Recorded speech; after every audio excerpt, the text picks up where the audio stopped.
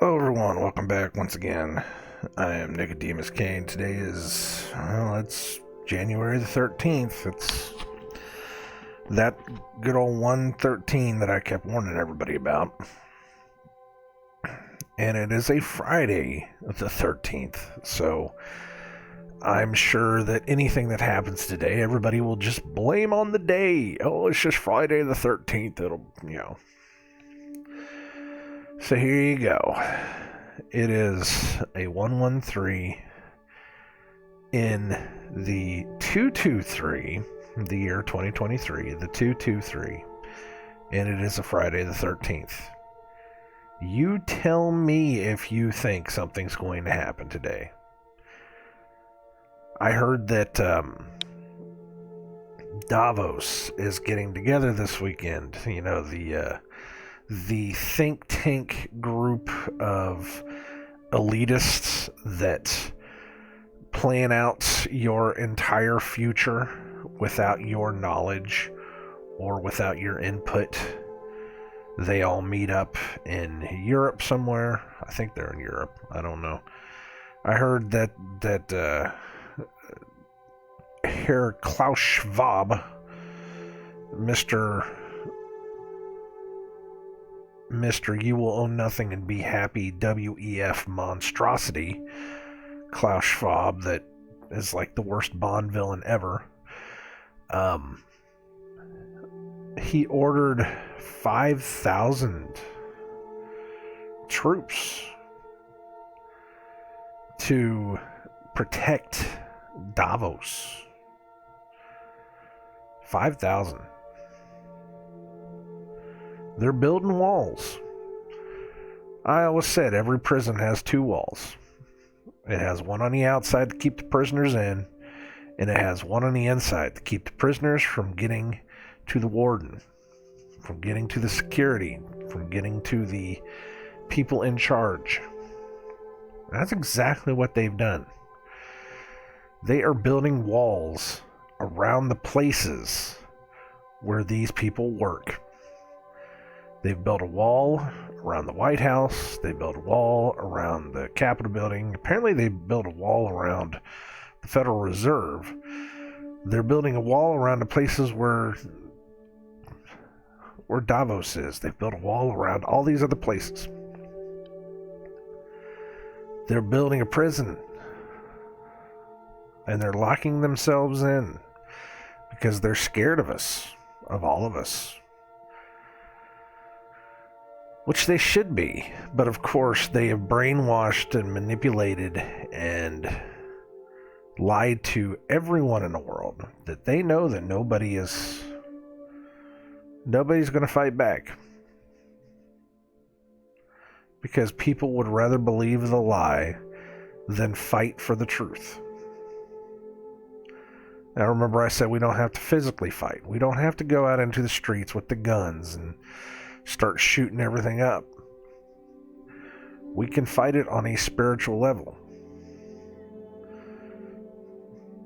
We can go out and we can preach the word with honesty and truth and sincerity.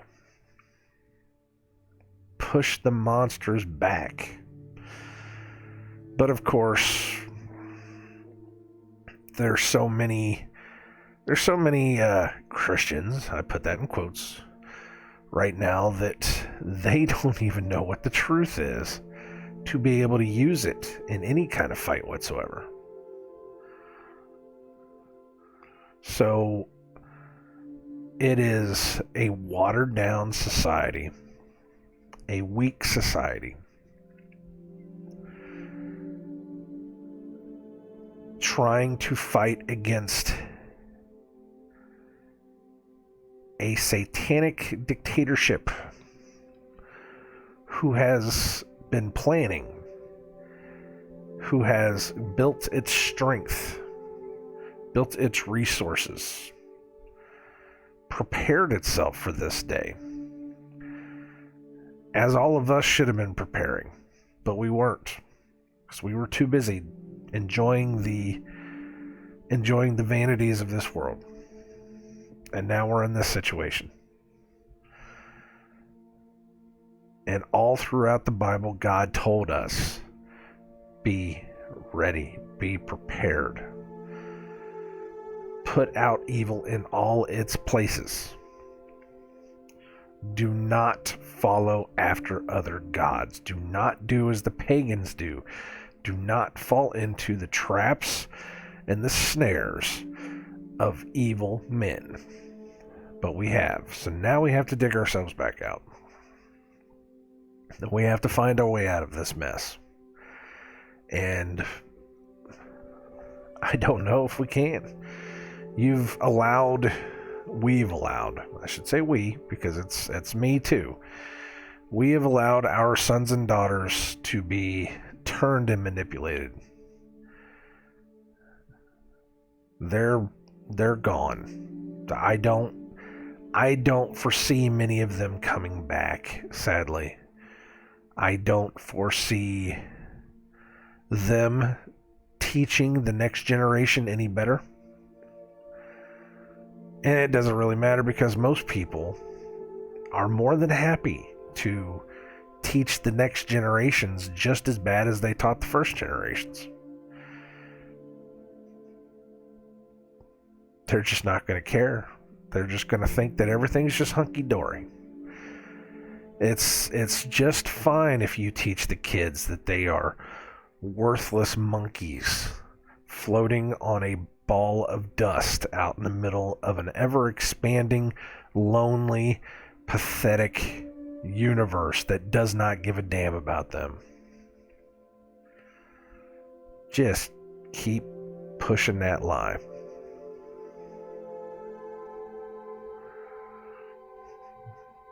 And that's what we've done up till this point.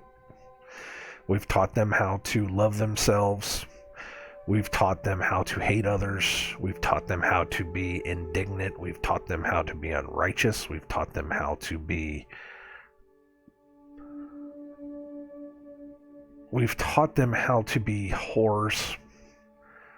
How to put the lusts of the flesh over anything else. That the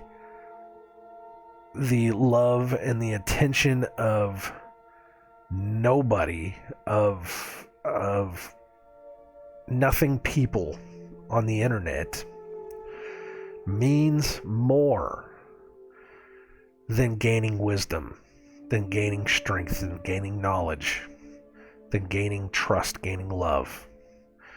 Likes and comments mean more than trying to be better than your own life. That it's okay to follow the lusts of the flesh, follow the lusts of this world. Because it doesn't matter. Because you're born into nothing, you're going to live through nothing, and you're going to die with nothing. That's what they're told. We've allowed that to happen. There have been people that pushed back. Yeah, sure. But they didn't push back hard enough. They didn't push back in the right ways. They didn't try to hold on to what was good.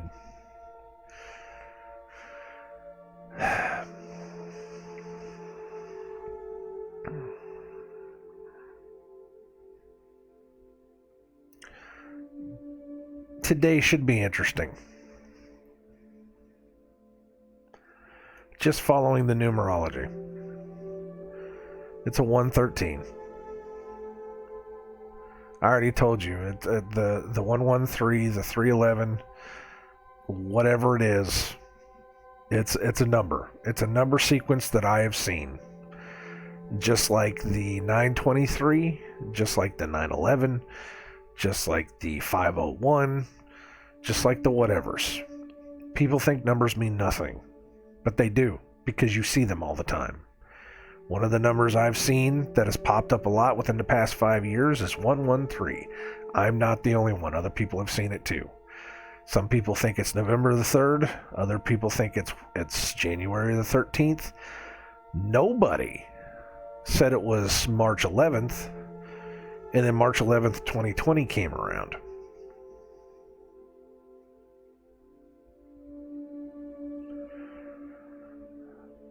We're in the year 2023. The 0 gets taken out. It's a 223, 322. That is a number of skull and bones. That's another number you see constantly. This is that. If you want proof, if you want more proof, this is the. I was just watching this last night or yesterday, as a matter of fact. Somebody was talking about the 113 in Disney Pixar. Room A113 supposedly is the room that the animators at Pixar is supposedly the classroom that they all used to meet, where they all, met each other in college. That's why in every Pixar movie, in somewhere shape or form, is the letters and numbers A113. Every Pixar. Go check it out. Go check it out for yourself. There was some guy I was watching on BitChute yesterday, though, that said that the 113 is associating itself with pedophilia. I didn't know that. So much so to the point, and I should have grabbed that box, but I didn't grab that box. So much so to the point that he was talking about Chef Boyardee pizza kits. Chef Boyardee pizza kit. I'm wondering if I can. Yeah, son of a bitch. Son of a bitch.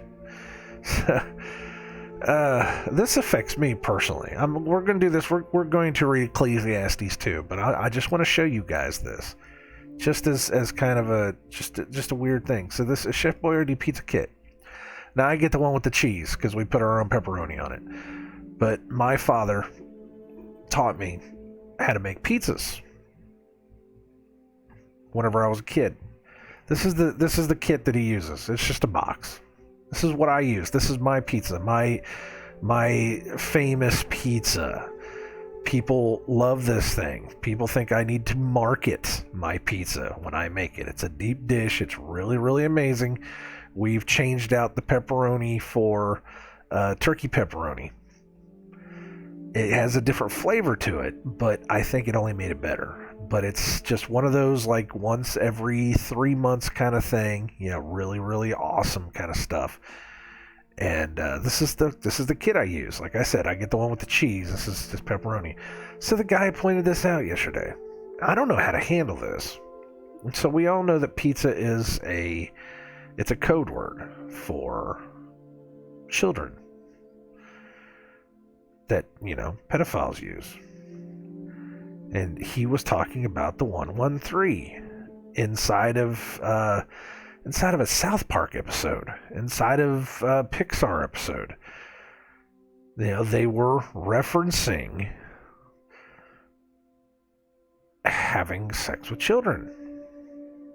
And he said, look, the 113 is right there.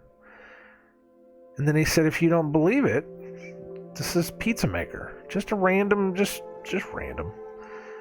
And he said, right here, what's the serving size? It's 1/8 of a package. 113 grams. That's a very specific number. Now, that could just be a coincidence. And I could even admit that it's a coincidence. There's a lot of 3s on there, by the way. That's a lot of 3s on there. Now, these numbers are totally, they're just arbitrary. They're just thrown in there. It's, 8 servings per container. Okay, fine. But how do you come up with 113 grams? I mean, they're just arbitrary numbers. I've always known that these things are just they're just thrown out there. Sure, they could probably count calories and how much it would be, whatever. But he pointed that out. How do I handle that? What do I do with that? A lot of people are going to say, oh, it's just a coincidence. Don't worry about it. That's not a coincidence. If I can take that number, and if I can show you that number exists inside of other places, that they talk about trafficking. They talk about children. They talk about loving children. Then it means something. It's not just some random made up number. It's not just some random made up number. It's something else. There's something else going on there. I'm sure you could probably look at that list and be like, oh, you shouldn't eat this, you shouldn't eat that, and then I probably shouldn't eat it. We shouldn't eat it. I admit that 100%. This is what we've done now. This is our pizza mix. How do I justify this now? I don't know if I can. It's all around us. It's everywhere around us. And it's just like the most wicked and vile things ever. It's the 30th prime number.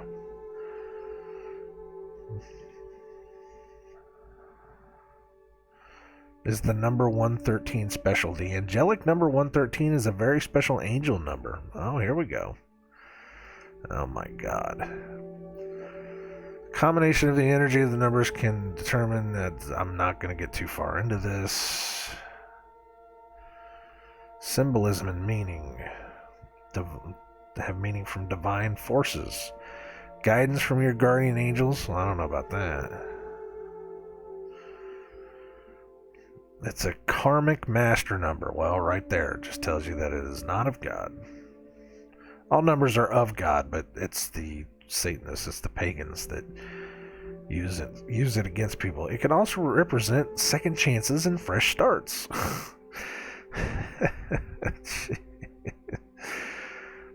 Oh man.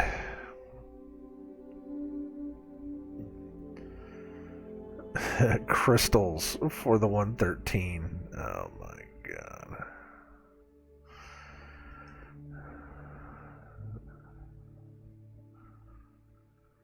I'm not going to get too far into this. Just know it's a number that constantly pops up. It's a thing that, as a truther, as someone who is trying to find the truth, that we should watch out. This is just one of those numbers that we should be prepared for.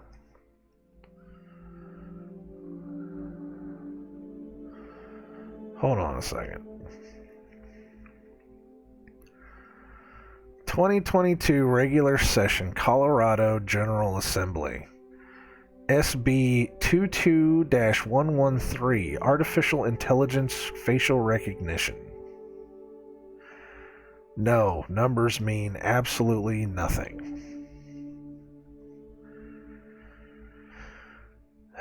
Using facial recognition system to engage in ongoing surveillance, conduct real-time or near real-time identification, or start persistent tracking using law enforcement agency, unless the law enforcement agency obtains a warrant authorizing such use. Applying a facial recognition system to an individual basis on the individual... What? Applying a face recognition system to any individual based on the individual's religious, political, or social views or activities, participation in a particular non-criminal organization or lawful event, or any other characteristic protected by law.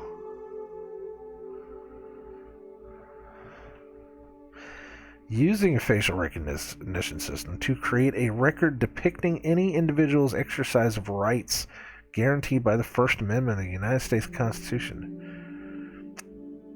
Using the results of a facial recognition system on the sole basis of it to establish probable cause in a criminal investigation. Here, check this out. This is, like I said, you looked up the 113 and I just kind of went down the page. Colorado General Assembly. This is leg.colorado.gov. This is bills. This is SB 22-113. Feel free to check this out for yourself. 113. This is the 2022 regular season. That's probably where the 22 comes from. This is Bill 113, Artificial Intelligence Facial Recognition. Numbers mean nothing. Oh, that's how I got here then, huh? Act provides also prohibits a school district from contracting with a vendor for the purchase of or services related to a facial recognition system until July 1st, 2025. Now that prohibits them from buying one until 2025, but when 2025 hits, hey, you can buy them all you want. Of course, by then, everybody will have it all set up anyways. The task force must submit a report on or before October 1st of 2023. October 1st, that's a 101. That's that's manipulation, that's brainwashing 101. Room 101. Mathematics 101. Science 101. That's schooling. That's brainwashing. That's the number of brainwashing. And on or before each October 1st thereafter. That's 101, just saying. The task force is repealed effective September 1st, 2027. By then, they will already have everything in place. This act states that an individual may authorize an agent to access and process the individual's personal data or other information held by a controller. This is Colorado. This is inside of the United States. This is happening. Are you going to fight it or what? Are you going to tell your friends? Tell your friends. Tell your family. Get it out there. Now, what's interesting is for the 2022-23 state fiscal year, the act appropriates, and I love this number. This is why I chuckled a little bit ago. $11,109 for the general fund. That's a 911 and a half. Numbers mean nothing. You're overacting. Numbers mean nothing. I don't know why you're worried about numbers. It's just the day of the week. Alright, man, whatever. Let's read Ecclesiastes. Because I can't do this anymore. I'm over it. I warned you. I put it out there. I showed you what's up. The 113 means something. How much does it mean? Well, it means a lot.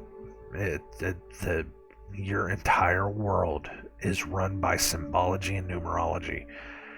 And these people are using it against you constantly. And if you don't see it by now, you are truly blind and you will never see it. You wake up. You gotta wake up to it, man.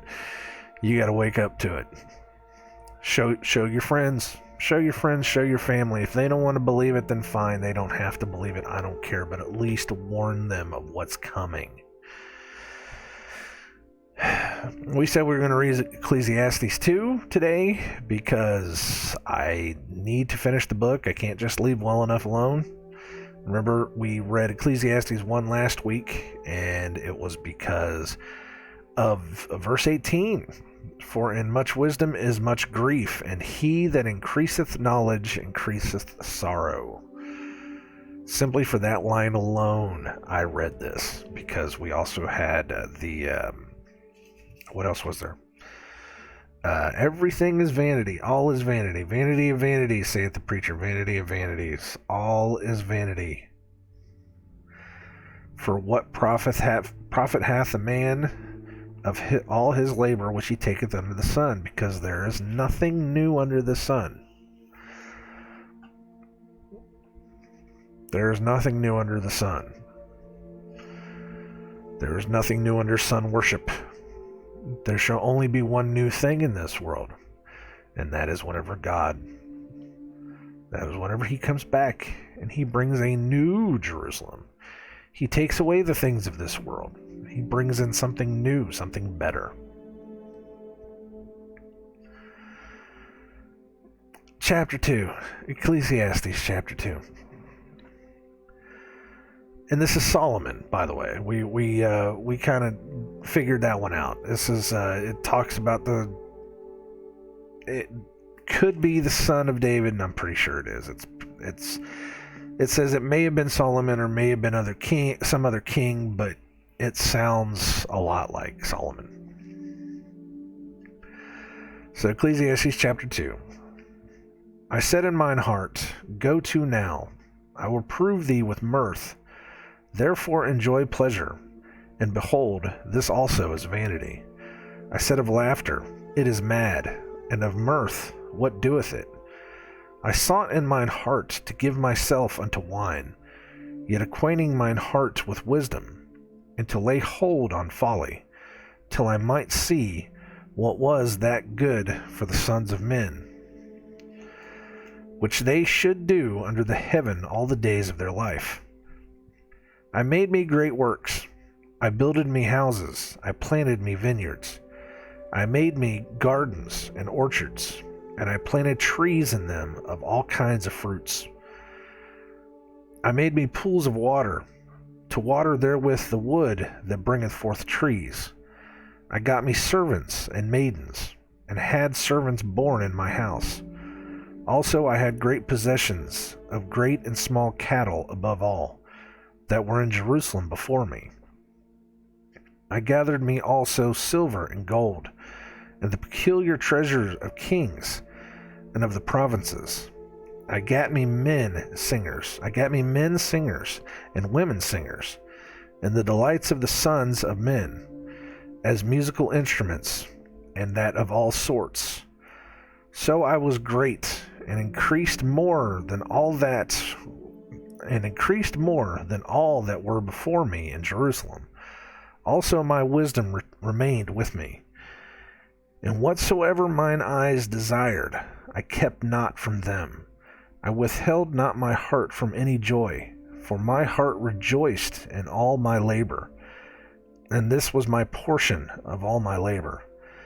Then I looked on all the works that my hands had wrought, and on the labor that I had labored to do, and behold, all was vanity and vexation of spirit, and there was no profit under the sun. It's Pilcrow, verse 12. So let's start back up at the top. I said in mine heart, go to now, I will prove thee with mirth. Therefore enjoy pleasure, and behold, this also is vanity. I said in mine heart, I did not say from God. God did not come down and say it to me. I said in mine heart. Because before this, he had already had wisdom. He says that he had had wisdom before all of this. He had wisdom and knowledge and understanding of everything. Now he's saying in his heart, I will prove thee with mirth. I will go out and I will have a good time. I already know everything. I know everything. I don't need to worry about anything else. Now let's chill out. You know? Verse 2, I said of laughter, it is mad, and of mirth, what doeth it? I sought in mine heart to give myself unto wine, yet acquainting mine heart with wisdom. I sought to give myself unto, I have wisdom. I have wisdom in my heart. I have enough wisdom to fill all the books in the library. But now I'm giving myself over to all my pleasures. I already know everything. Why should I worry about it? Especially if we're talking about Solomon. You remember Solomon was supposedly like the smartest, like the greatest ruler ever. And eventually he fell because he increased his knowledge so much so that he started going after the knowledge of evil. Now, I have said it is okay to read and understand the books of evil. Some people say that you shouldn't do that, and probably part of it is because, well, look what happened to Solomon. Okay, but if you don't at least understand the concepts of what evil men are doing, you will fall for the traps. there has to be a level of having knowledge and having understanding, and knowing what God wants you to do. God does not want you to follow in the ways of the world. God does not want you to follow after vanities. God does not want you to follow after mirth and laughter and all these other things. He wants you to have them, yes. He doesn't want you to follow after them. Following after the things of this world to have them is what leads you into trouble. You can have happiness. You can wake up in the morning and you can, joke around and have a good time. You have to worship the Father.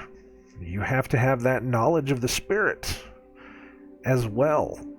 God doesn't want you to be He doesn't want you to be some stuck-up religious nut job with a stick up your butt that does nothing but bitch and moan about how everybody is, constantly doing evil, and that you have no fun at all, that you're so religious that you hate everything. He doesn't want you to do that. He wants you to love each other. He wants you to have that happiness together. He wants to be happy with you. But he also wants you to understand that if you follow the things of this world, they will eventually lead you into destruction.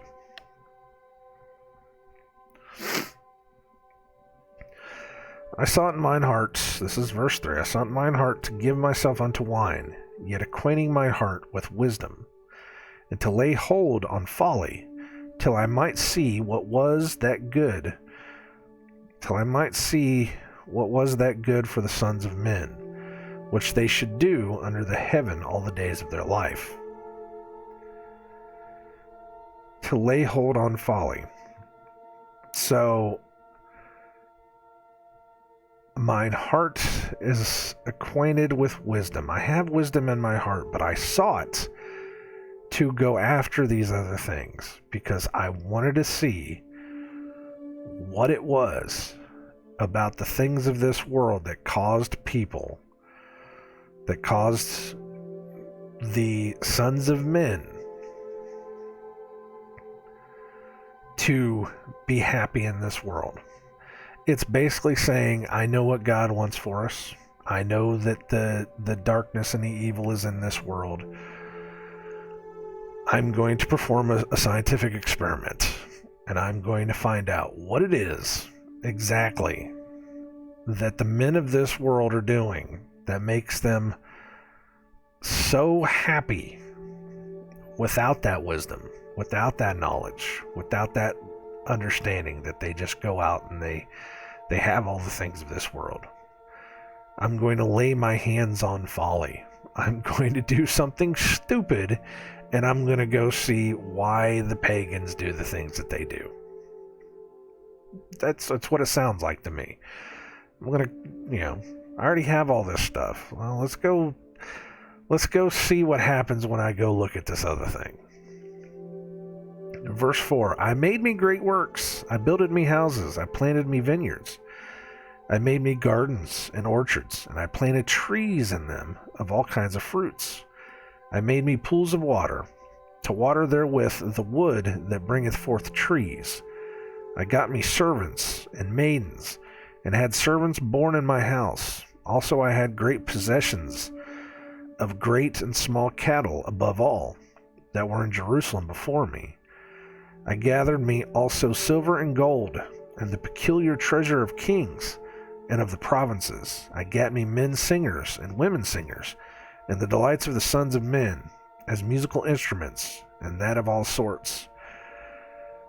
So again, I don't need all these things, but because I'm going to see what it is that the men of this world do, the labors that this men do that make them happy, I'm going to go do them all. Now it's interesting though. It was the verse 5 and 6. I made me gardens and orchards, and I planted trees in them of all kinds of fruits. And then he made pools of water to water therewith the wood that bringeth forth the trees. Now, of course, he's talking about making fruit trees so that he can have food and, he can have all these things. But that sounds like Isaiah, and I still cannot remember where that was, where they talked about planting the trees specifically so that they could cut them down and make idols out of them. The fact that he says in verse 8 that I gathered me also silver and gold and the peculiar treasure of kings and of the provinces, right after it kind of nails that home for me. That's not what it means. He's not saying that I'm purposely growing trees so that I can make idols out of them. That's just something that brings that back to mind. That's all I wanted to say. It's just every time I see something like that, all I can think of is, look, there it is again. But he's saying that he has the wisdom of the world. He knows how things work. He knows that it's folly to do this. He knows that, it's stupid for him to go out and do this, but he's going to go out and he's going to figure out exactly what's going on in the world. He has everything. So let's go find out what the people are doing. It's basically saying, I know everything that I can know about a certain subject. And I know that if I go over this way, it's not going to do me any good. But, we'll see how it is. And you go over there, and it causes you to do stupid crap. And it's there, and you're that you're. It's the same thing as going out. I remember I used to go out and I used to say, I'm going to regret this in the morning. But you go do it anyways. That's probably a perfect example right there. I've had many times I know where I've said, man, I'm going to regret this in the morning. And that's what's happening here. So, verse 9. So I was great and increased more than all that were before me in Jerusalem. Also my wisdom remained with me. His wisdom is still with him, but you remember, he's still sliding right down the hole here. And whatsoever mine eyes desired, I kept not from them. I withheld not my heart from any joy, for my heart rejoiced in all my labor, and this was my portion of all my labor. Whatsoever my eye desired, whatsoever I lusted after, I went after it. I got it. My heart rejoiced in my labor. Did God rejoice in your labor? Did your people rejoice in your labor? Your heart. God knows men's hearts, that it is deceitful above all things. Remember, this world will tell you to follow your heart. The Bible will tell you that your heart is deceitful above all things. God knows your heart. Oh, God knows your heart, all right. He knows that is where evil comes out of men. Christ even said himself that it is not something that goes into a man that could ruin him. It is what comes out of his heart. He followed his heart after everything that his eyes desired, whether it was good or bad. 11. Then I looked on all the works that my hands had wrought, and on the labor that I had labored to do, and behold, all was vanity and vexation of spirit, and there was no profit under the sun. So I did all these things, and these might have been good things, made good houses, made good works. He built houses, planted vineyards, made gardens, grew trees, got all these servants and subjects and all this gold and all this other kind of stuff, gave himself over to wine, still had knowledge, but gave himself over to wine, all these other things, did everything that his heart desired. And then he looked one day out on everything he had done, and he said, and nothing here is going to profit me. It is all vanity. Everything I have worked and accomplished for, or everything I've worked for and accomplished, and I know I got that backwards. Everything I've worked for and accomplished in my life, everything I have struggled for, strived for, all the things that I wanted in this world, he looked back on them and he said, this can do nothing for me. It's vexation of spirit. Verse 12. And I turned myself to behold wisdom, and madness and folly. For what can the man do that cometh after the king? Even that which hath already been done, even that which hath been already done. Then I saw that wisdom excelleth folly. Then I saw that wisdom excelleth folly. There it is. As far as light excelleth darkness. The wise man's eyes are in his head, but the fool walketh in darkness. And I myself perceived also that one event happeneth to them all. Then said I in my heart, as it happeneth to the fool, so it happeneth even to me. And why was I then more wise? Then I said in my heart, that this also is vanity. For there is no remembrance of the wise, more than of the fool forever. Seeing that which now is in the days to come shall all be forgotten. And how dieth the wise man? As the fool. Therefore I hated life, because the work that is wrought under the sun is grievous unto me, and all is vanity, for all is vanity, and vexation of spirit. There's another Pilker at 18. So going back up to 12. And I turned myself to behold wisdom, and madness and folly. For what can the man do that cometh after the king? Even that which hath been already done. Wow, I can't even say it. It's like I keep getting it backwards. Even that which hath been already done. So he turned himself to behold wisdom, madness, and folly. For what can a man do that cometh after the king? What else is there? When you're the king, what else can you do? Like he said, I already got all this wisdom. I'm already in a place of power. What's left? Let's go find out, what it is about this world that people like about it so much.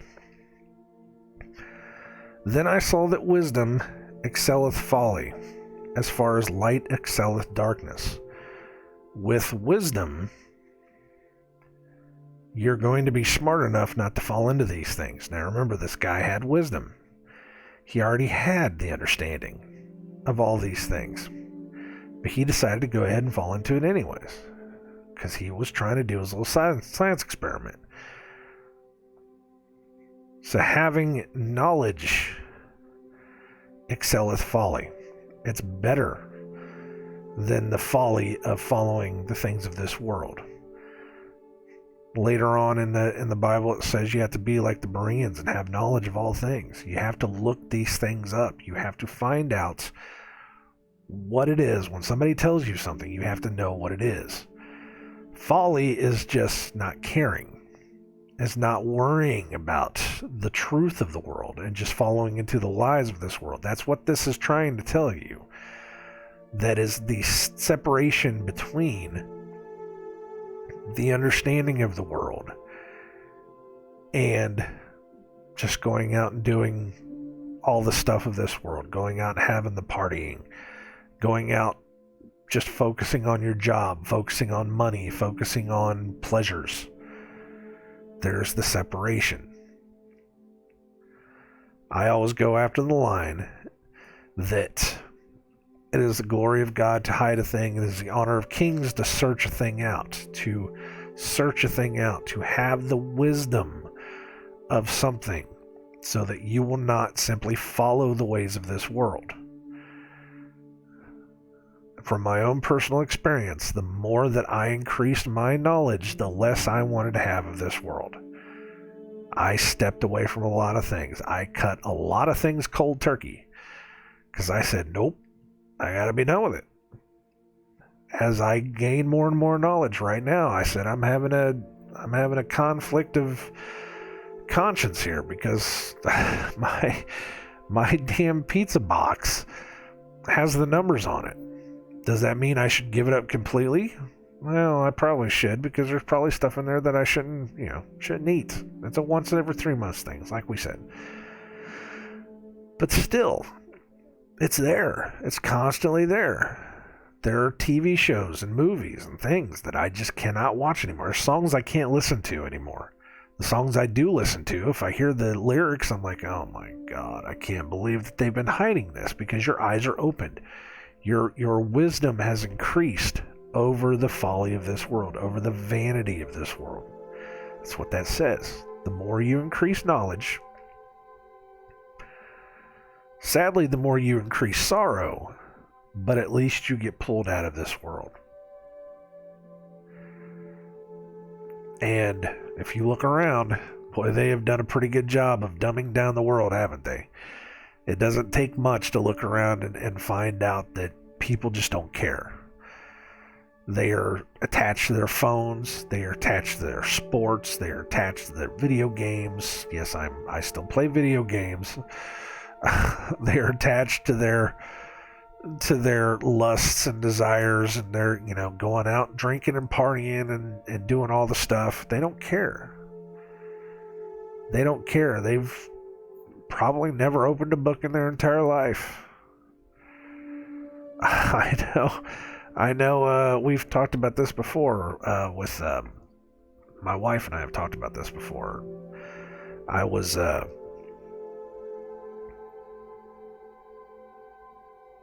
We are trying to get our granddaughter to like books, to read books, to get that base of knowledge underneath her so that she doesn't fall into, everything.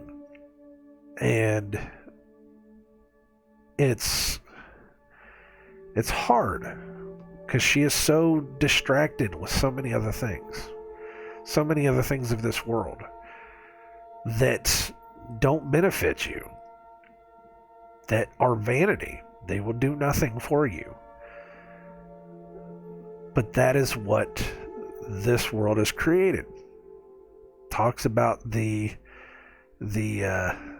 beast system, the great distraction, the great deception, the big lie. In order to sell the big lie, they have to divert you off of the truth. And we can go back to the 1930s, 1940s, the psychological experiments that they were doing on people to try to find out how people's minds work. They have almost 100 years of experience doing this to you now. It's not like this is a new concept that they made, 30 years ago and that we can fight. No, they've got 100 years on us. They've got a whole generation over top of us of doing this stuff. They are experienced, very experienced. They know exactly what they're doing. Every single thing. And for the people that are wise, to it, they don't fall into it. That's why they teach their children different. That's why they raise their children different. Their children go to different schools. Their children are brought up in different ways so that they won't fall into the lies and the tricks. They know the numerology. They can see the 113 and they know exactly what it means. To us, we're still trying to decipher it. To them, they already know it. They already know how to do the math that we can't know how to do. They already know how to read the books that we don't know how to read. Because they're taught differently. We're taught how to be good worker bees. They're taught how to run this world through lies and deception. There is a difference. Give me 1 second.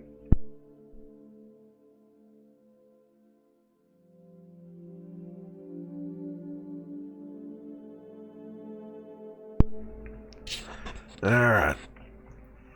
I saw wisdom excelleth folly, as far as light excelleth darkness. Verse 14.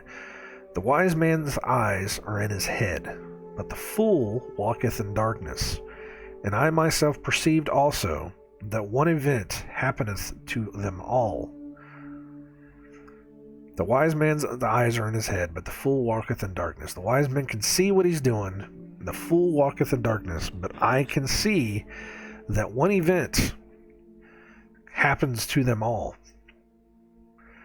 That can happen to them all. What is that event? I don't know. It doesn't even say it in here. But it can happen to them. Happen to them both, because they can both fall into that folly. Remember, a wise man can go out and find the things of this world and lead them to destruction. A fool is in darkness, and he can find wisdom that can pull him out of it, but he can still be in that darkness.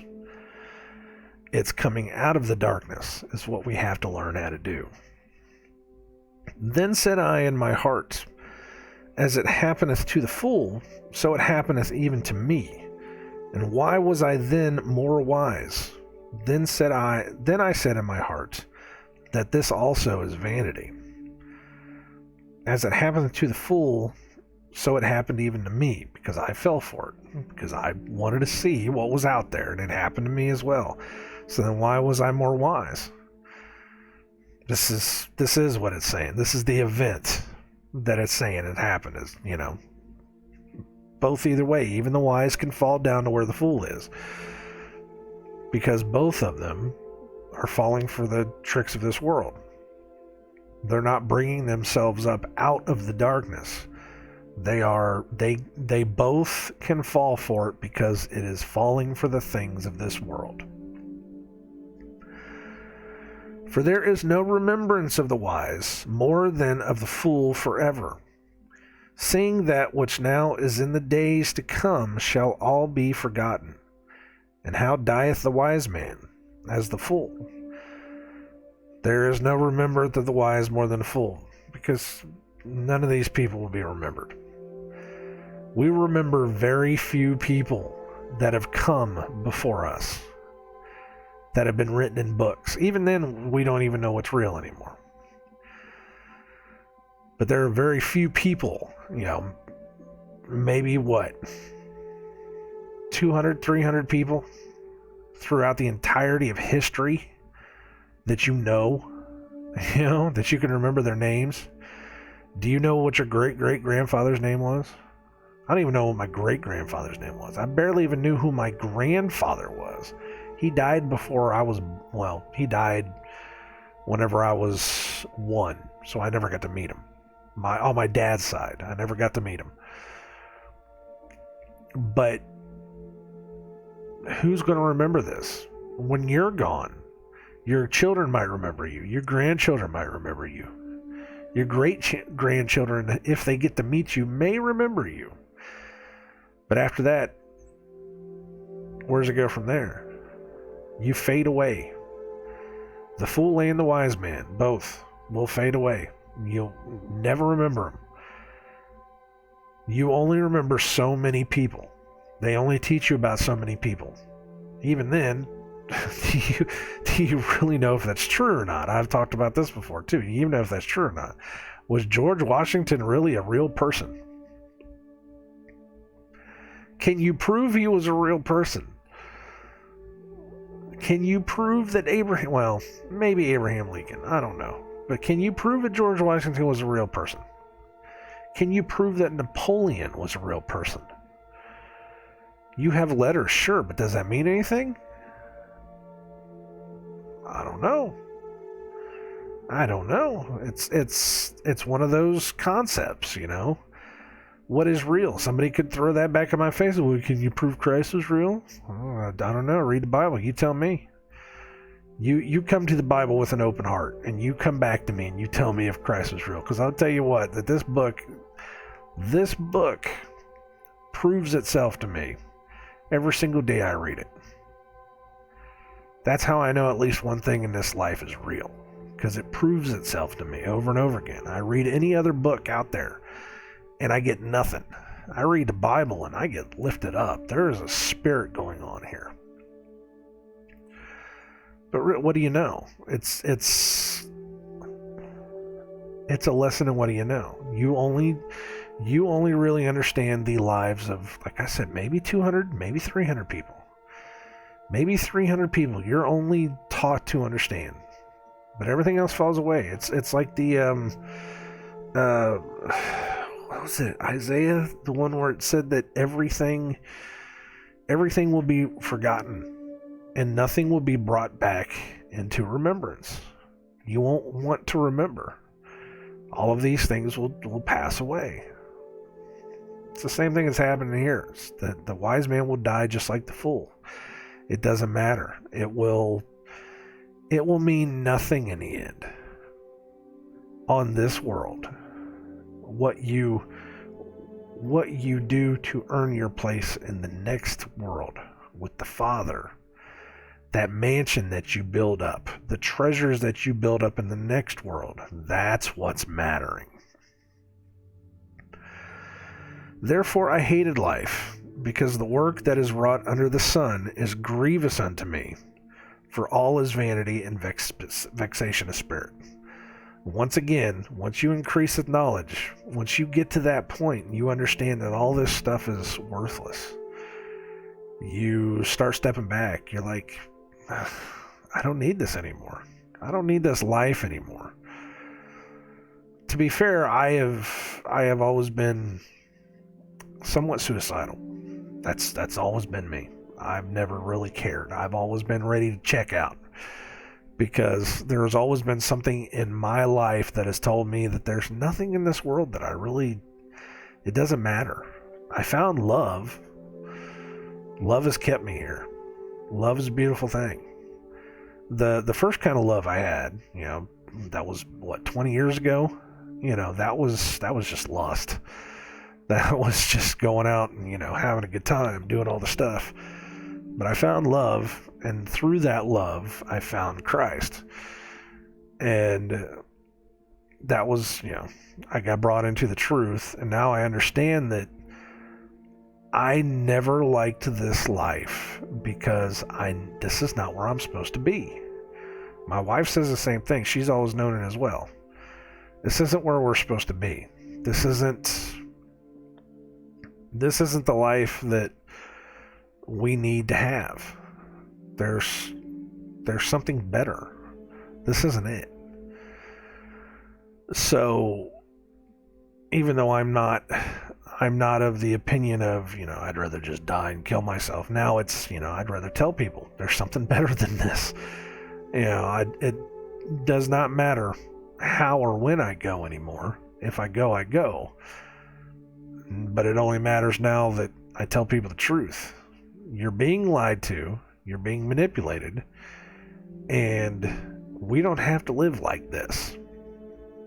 We never had to live like this. But they've lied to us and convinced us that this is the way life is. And this is not the way life is. This is not what God promises us. This is not what He promised us, and it's not what He set up for us. Evil, wicked men, evil powers, and things of this world have made everything in this world vanity. There's no use for it. If any of that makes sense, I'm sure it does. Okay, verse 18. Yea, I hated all my labor, which I had taken under the sun, because I should leave it unto the man that shall be after me. And who knoweth whether he shall be a wise man or a fool? Yet shall he have rule over all my labor, wherein I have labored, and wherein I have shown myself wise under the sun. This is also vanity. Therefore I went about to cause my heart to despair of all the labor which I took under the sun. For there is a man whose labor is in wisdom, and in knowledge, and in equity, and in equity. Yet to a man that hath not labored therein shall he leave it for his portion. This also is vanity and a great evil. For what hath man of all his labor, and of the vexation of his heart, wherein he hath labored under the sun? For all his days are sorrows, and his travail grief. Yea, his heart taketh not rest in the nights. This is also vanity. Boy, howdy, everything is vanity, isn't it? Well, that's what it says. Everything is vanity. Where did it say that? It was like verse 2. All is vanity. Verse 2. Even Ezekiel, I think, goes into the same exact... Everything's vanity. Everything. Everything in this world. Nothing in this world benefits you. So verse 18. Yea, I hated all my labor, which I had taken under the sun, because I should leave it unto the man that shall be after me. Everything I do, when I fade away, will just be handed off to the next guy. And then when he fades away, it will just be handed off to the next guy. And the next guy. Until, somebody decides to destroy it and they build up something better. But what they build, it's nothing new. It's just going to be the same old stuff. See, people don't understand that. People are like, well, look, there's this new movie, there's this new toy, there's this new car. There is nothing new under the sun. It is the same thing over and over and over again. What has happened now has happened before. Whether we have been lied to, and these things have happened 1,000 years ago, 2,000 years ago, or whether it's something that was probably on the earth in the days of Noah, which is what a lot of people seem to think, and I tend to agree. All these things were probably there before as well. But from the aspect of the things that we do, the things that we follow, the things that we create, there's nothing new. It's all just the same old stuff. It's the same old distractions. It's the same old manipulations. It's the same old horse and buggy. Car's just a horse and buggy without the horses. That's all it is. It's just the same old things. You can call it new all you want, exciting and new, just to sell, slap a sticker on it that says brand new to sell it. It's all the same old stuff. And it's just going to get passed down to the next guy. My grandchildren will inherit all the stuff that I have. And whatever they decide to do with it is whatever they decide to do with it. Wherever it goes from there, it goes to the next person. It doesn't matter to me. I'll be dead. It's just the things of this world.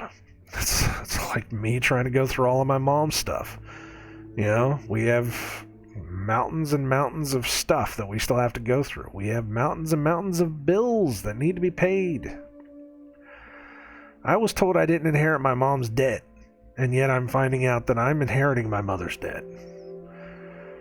She left way too many bills unpaid, and everybody's asking for money, and I'm like, I can't take on my mom's debt. I'm not supposed to do that. And yet, here we are. I'm like, what am I supposed to do? The water's already been cut off at the house. The electricity's next. I got to worry about the house down in Florida. That one's going next. What? These things just get left behind. Nobody cares. It's not going to matter. It shall be left behind to the man that shall be after us. 19. And who knoweth whether he shall be a wise man or a fool? The guy that gets all the stuff. Yet shall he have rule over all my labor, wherein I have labored, and wherein I have shown myself wise under the sun. This is also vanity. So the guy behind me, is he going to be, is he going to use it for good, or is he going to use it for evil? Is he just going to take it and waste it? Because he's going to get everything I have labored, everything I have done in this world. He's going to get it. But still, everything I did in this world was for me. I didn't do it for him, I did it for me. It's vanity. It's just everything for me. Therefore I went about to cause my heart to despair of all the labor which I took under the sun. Which, boy howdy, I've been there. When I first came into the realization that everything I had done in this world meant nothing, I had that week where I was just like, what is the point? I still do that every now and then. It's like, what was the point? Why did I go through all of this way? Why couldn't I have come to these terms sooner instead of wasting my life? You know, I still have those thoughts. I had those thoughts a couple weeks ago, as a matter of fact, where I went outside and what I was thinking was, I spent all this time working, striving, struggling to get where I am right now, only to find out that there are men that are actively trying to kill me and take it away from me. And they're doing a damn good job, because everybody else in this world just seems to be following right in line. It's like I've hit my stride. I hit the point where it feels right, and now it's like everything can be taken away from me. What was the point? All is vanity. Everything is vanity. I think a lot of that is something that we could teach the kids. That it doesn't matter how much you try to make in this world, how much you try to do in this world, that you shouldn't try to overdo it. You don't need all these things. You can be humble and wise, and you can have the things, but don't go out of your way to make these things. Take only what you need and leave the rest alone. It's good. There's a good lesson in that. 21. For there is a man whose labor is in wisdom, and in knowledge, and in equity. Yet to a man that hath not labored therein shall he leave it for his portion. This is also vanity and a great evil. There is a man that labors in wisdom and knowledge and in equity. This is two different words. In space equity, not inequity. In equity. Yet there is a man that has not labored therein. And because the man has not labored in trying to find wisdom, he will leave that for a portion. Someone that did not try to find wisdom will leave that on to the next person, so that the next person will not gain anything from it. That is, you're passing down foolishness. You're passing down stupidity. This says that is also vanity, and a great evil is to pass down stupidity, is to pass down unwisdom, non-wisdom, whatever you want to call it. For what hath man of all his labor, and of the vexation of his heart, wherein he hath labored under the sun? For all his days are sorrows, and his travail grief. Yea, his heart taketh not rest in the nights. This is also vanity. What hath man of all his labor? Because he works and strives and struggles, does all these things just to get to the top. And then what do you get? You turn around and you realize that there's nothing there. You work a 9-to-5 job for 30, 40 years of your life. You retire with your bonus if you can get one. Maybe a little plaque with your name on it. Oh, God. Mom's plaques. Mom got 2 plaques. She said she got 2 plaques and nothing else. She didn't get like a little retirement bonus, and they barely gave her a little party. But when she retired, that's all she got. And we found the plaques. And I was like, it's a really nice plaque, but what do I do with it? What am I going to do with my mom's plaques? I can't do anything with them. I don't want them. I love her to death, but I can't hang my mother's plaques on my wall. It doesn't make any sense. You leave that thing to the man after you. What is the man after you going to do with it? It doesn't benefit anything. It doesn't benefit me. She worked and struggled and strived her entire life just to earn a piece of wood with an apple on it and her name. What are you going to do with it? Now, she was a teacher, so she left wisdom, which is pretty good, stuff. You know, it means something, but those plaques mean nothing. So the things that you don't need in this world, who are they really going to benefit? Who are they benefiting? There's a lesson here. You have to really get into it to get the lesson, but there's a lesson in all of this.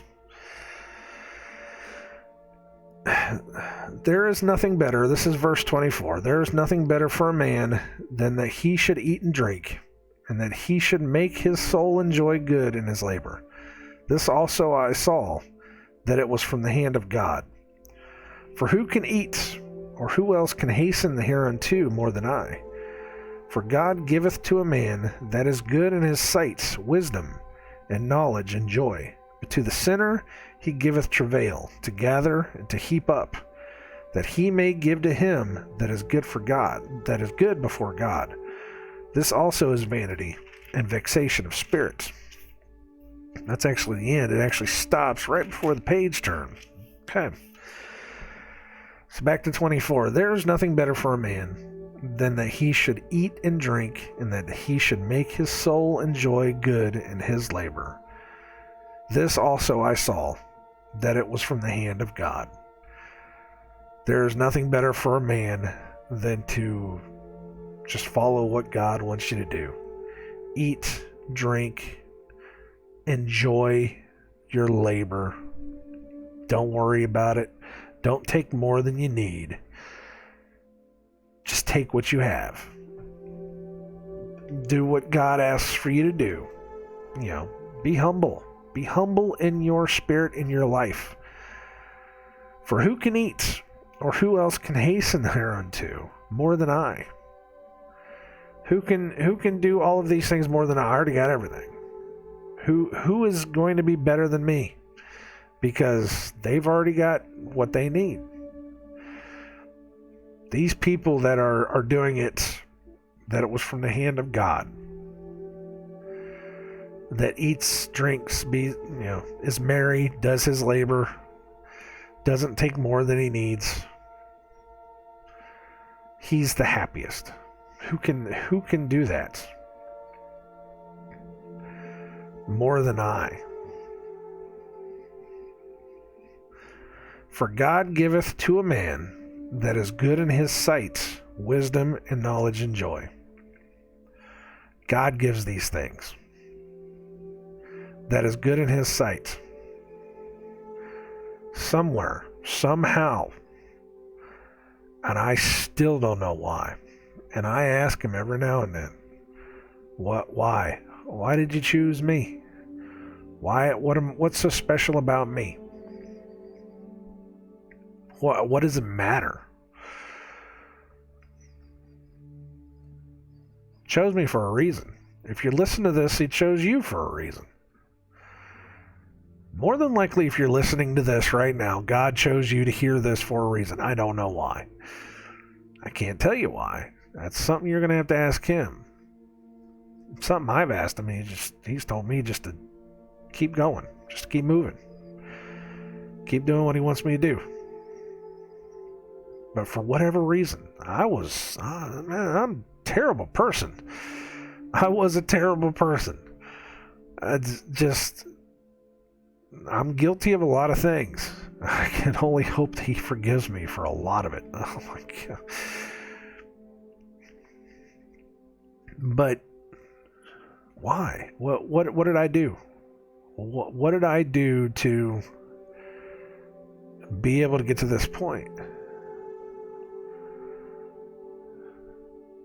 But he gives me that wisdom. He gave me that wisdom. He gave me that knowledge. He gives me that joy. That joy and that pleasure of being a part of it. Yes, I still have the days, like I said, where it vexes me and pains me because I am probably asking for more than I need. But on the other days, he gives me the spirit. He lifts me up, especially when I'm sitting here reading this Bible, talking to you guys, and I get that warmth, and that comfort, and that feeling, and that pleasure, and I get to be with my wife, and I get to be with my granddaughter. That was the one thing that God gave to me that I can never thank Him enough for, is giving me the relationship I have with my stepdaughter and my granddaughter. Because it is such a beautiful thing. And now we got a little baby boy too. I got a grandson. You know, he's growing. I haven't really been able to talk to him yet because I don't know how to handle kids before they're like 1. You know, he's still just a little tiny thing. It's just weird. All he can do is just kind of give you that kind of blank stare and maybe laugh at you a little bit. You know, I don't know how to handle them just yet. Yes, babies scare me. I can admit that. But babies, between birth and 1 year old, they scare me. I don't know. There's a story behind it. I can tell you the story later, but not right now. But he decided to wake me up to do this, to give me that wisdom and understanding. And I asked him for more. And he gave it to me. He gave me he gave me too much wisdom. At one point I was praying to God and I said, God, you got to pull some back. So you got to pull some of this back. This is starting to really hurt.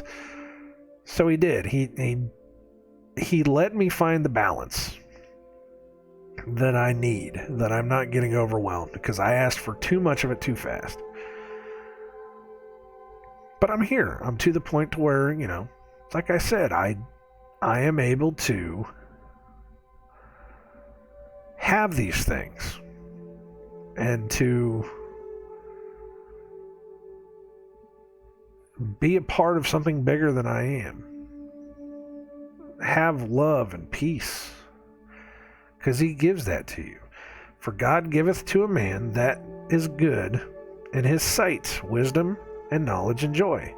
But to the sinner He giveth travail, to gather and to heap up, that he may give to him that is good before God. To the sinner He giveth travail, to gather and to heap up, that he may give to him that is good before God. This also is vanity and vexation of spirit.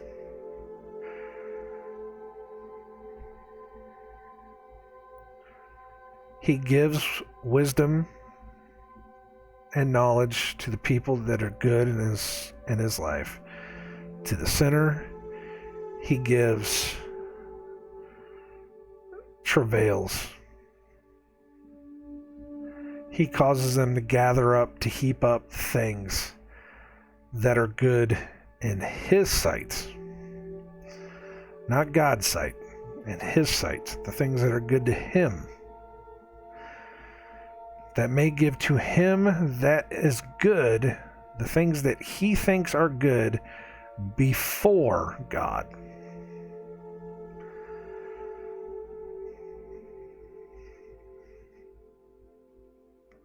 Because everything that you gather up in this world,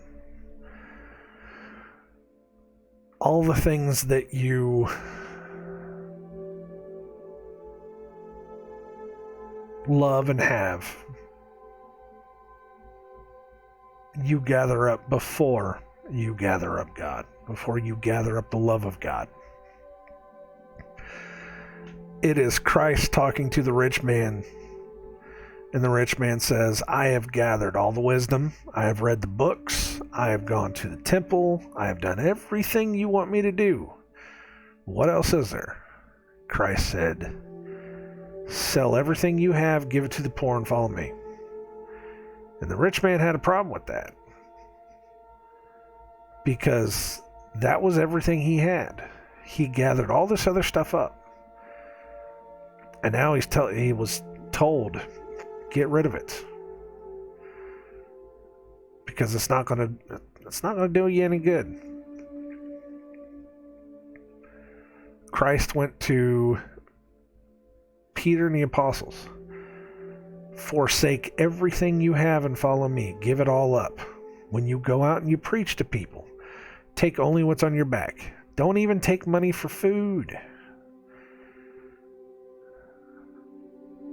But you don't need it. You don't need any of it.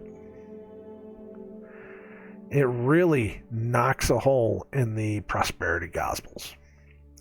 Because the prosperity gospel guys will tell you God wants you to be happy. He wants you to be happy, and if you're going to be happy, he wants you to be rich. He wants you to have all the money and wealth and fame and fortune. He wants me to have 7 planes. He wants me to have my own personal airport. He wants me to have a house that costs $60 million. He wants me to have a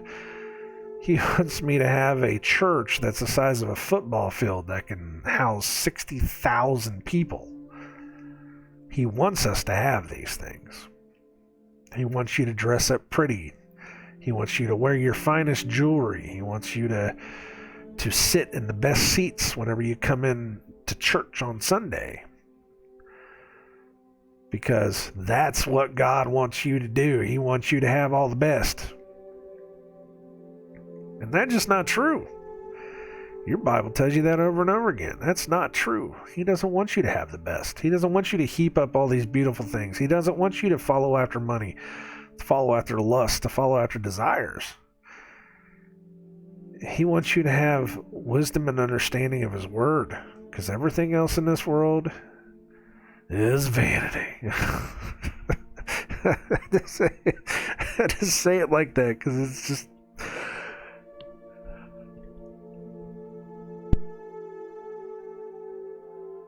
I had to say it like that because it says it so much in the Bible. If you don't get the point by now, I don't know if you're going to get the point. It's a good lesson to learn, though. Only take what you need. Don't take more than you have to have. Someday, we all will have to understand that everything we have. Now, there's a lot of people out there that, we live a very material existence. And there is not many people out there that are telling us otherwise. We have become a culture, a throwaway culture, where we buy the newest thing, and as soon as it breaks, we throw it out, we go buy the next thing. As soon as that breaks, we go out and buy the next thing. And again, that is manipulation of this world.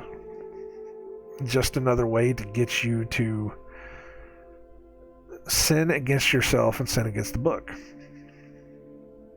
Is to manipulate you into that. You gotta have the biggest thing. You gotta have the next biggest car, the next biggest TV, the best phone. You don't need it. You don't need it. God says you don't need it. I say this with a bit of hypocrisy because, again, we bought a new house. We have all of our stuff from our childhoods. I'm talking about building a fence, about building all these things, about fixing our basement so that I can move back into my basement. I say these things. I understand this. And I've also already said, God has told me to get rid of a lot, which I have. I'm unloading things out of my life that I don't need.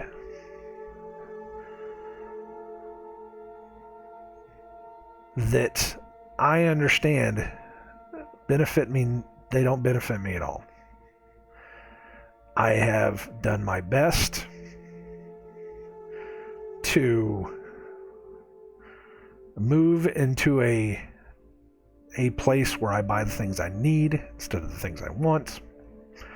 That doesn't always work. Again, that's a hard habit to break. But it is something that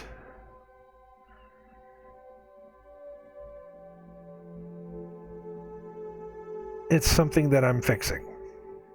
So I'm just as guilty.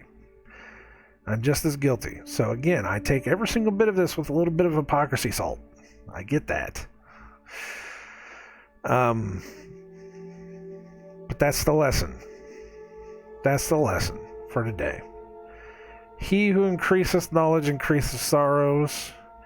He who increaseth labors in this world increaseth vanity. How's that work? Is that okay? Is that work? No, it sounds good. Sounds good to me. So anyways, I'm going to go increase my vanity by going to work. Which is exactly what it is. It's what we have to do. I don't think owning these things is sin. It is. This whole chapter is not about sinning against yourself. It's not. This is not about. This is increasing vanity. Increasing the things of this world. This chapter was about pulling you out of it. Showing you that you don't need it. Take only what you need, not what you want. The things that you own will eventually own you. I think Christ even said something like that. So it's not something that's going to ruin your salvation. It is the way I see it, that it's more of increase your knowledge, increase your wisdom. Pull out of this world. Pull out of the drink, the laughter, the mirth, the vanities. You can still have laughter and mirth, and you can still be happy, and you can have all these things. But pull out of the vanities of this world. Store up the treasures in heaven. Not the treasures in this world, because eventually the treasures in this world will own you. And they will cause you to err. Does that make sense? Does that work? Does that work? I mean, I don't, eventually it all, gets down to, we should all be, if we're going to walk the true and faithful path, we should be having nothing but the clothes on our back, and God will support us. Of course, we should also have the faith as a seed of mustard, but,